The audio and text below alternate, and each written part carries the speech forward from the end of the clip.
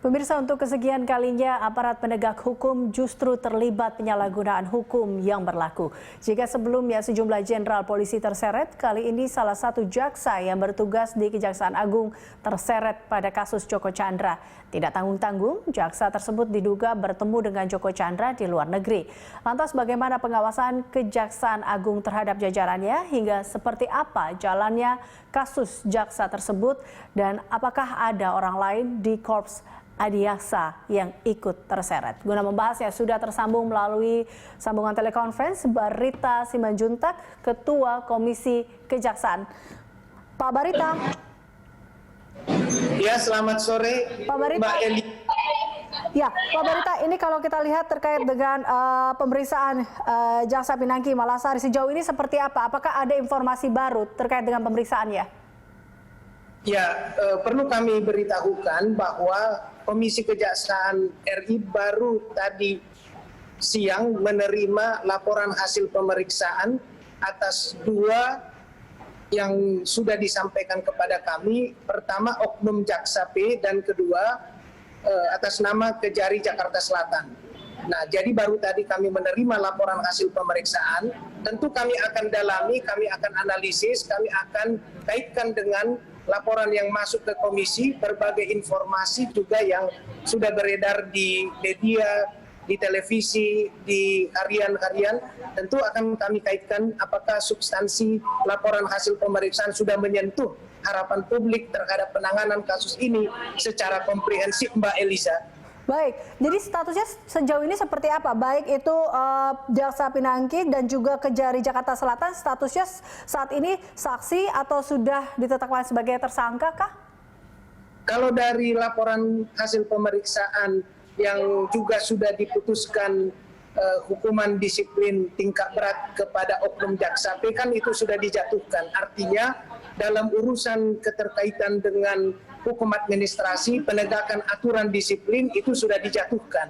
Tapi persoalan oknum Jaksa P kan tidak hanya berhenti di soal hukuman administrasi. Di situ ada kaitan dengan hukum pidana, yaitu bertemu terpidana buron, yaitu Joko Chandra dengan oknum penegak hukum, dalam hal ini Jaksa P.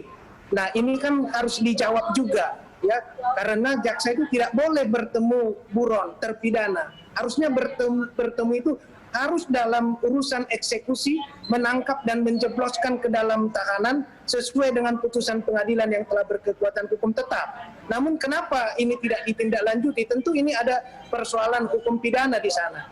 Dan yang ketiga, di situ ada persoalan hukum pidana khusus juga, yaitu kaitan dengan undang-undang tindak pidana korupsi, berkaitan dengan adanya dugaan aliran dana, adanya dugaan aliran gratifikasi yang sekarang sedang tahap penyelidikan oleh Kejaksaan Agung. Nah, oleh sebab itu ketiga ranah hukum ini harus berjalan simultan. Inilah yang kami akan analisis dari laporan hasil pemeriksaan tersebut, khususnya terhadap oknum Jaksa P. Namun terhadap Kejari Jakarta Selatan juga sudah diberitahukan kepada kami bahwa tidak ditemukan bukti yang memperkuat adanya dugaan pelanggaran. Tentu tugas komisi adalah menganalisis dan membaca lebih lanjut, mendalami apakah hasil pemeriksaan itu sudah sesuai tidak dengan bukti dan fakta-fakta yang ada, sehingga publik dapat melihat penegakan hukum berjalan dengan akuntabel, transparan, dan dapat dipertanggungjawabkan. Itu sementara kondisi terakhir, Mbak Eliza. Baik, berarti sejauh ini masih dikatakan sebagai saksi ya? Ya, kalau untuk oknum Jaksa P kan sudah diperiksa di Pitsus Agung.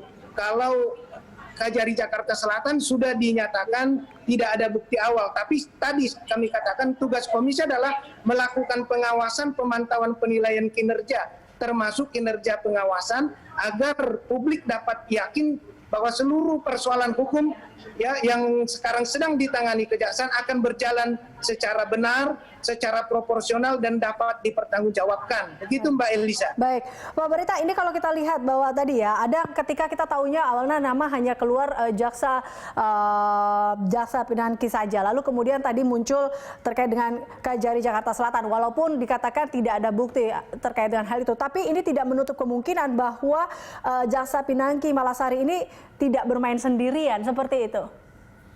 Iya, nah disinilah yang sudah sejak lama kita sudah menyampaikan permintaan laporan hasil pemeriksaan ini. Itu yang pertama. Yang kedua, kami juga mengupayakan bisa meminta keterangan dari oknum jaksa P.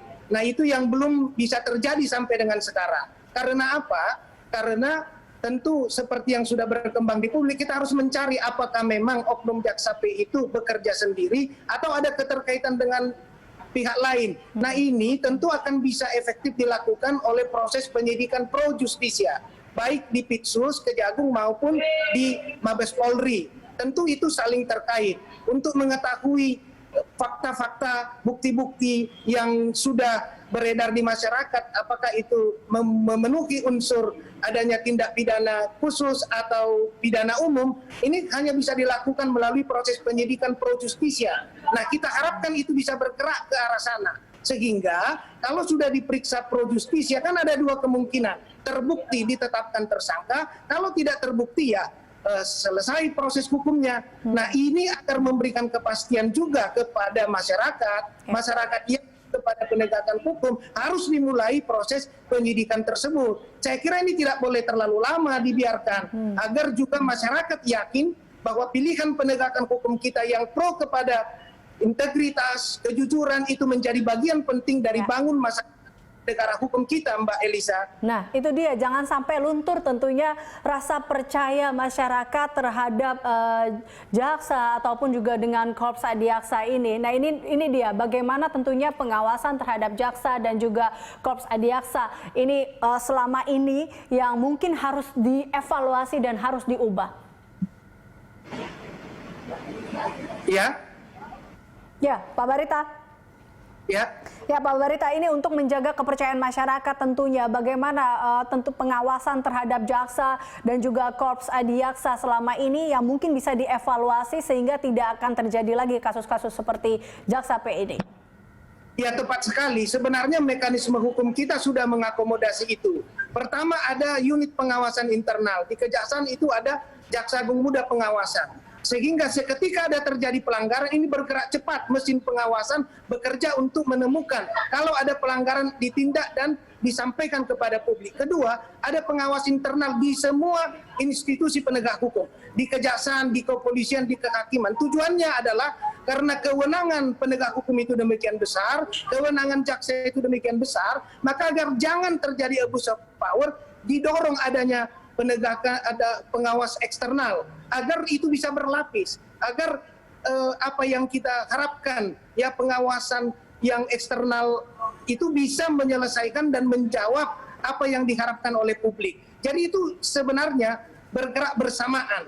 Tujuannya agar jangan ada peluang pelanggaran. Kalaupun ada pelanggaran, ada kepastian ditindak dengan cepat dan bahkan kalau ada pelanggaran hukum diproses secara hukum. Sebab apa? Penegak hukum bukan organ yang kebal hukum, malah harus menjadi contoh ketaatan kepada hukum. Nah inilah yang dipastikan harus dijalankan melalui lembaga-lembaga pengawas eksternal, Komisi Kejaksaan, Komisi Kepolisian Nasional, dan Komisi Judisial, agar wibawa, marwah, dan martabat institusi penegak hukum tetap dapat dipercaya masyarakat. Public trust tetap, sehingga ini akan sangat produktif bagi membangun negara hukum yang benar, yang adil, yang bermartabat. Begitu Mbak Elisa.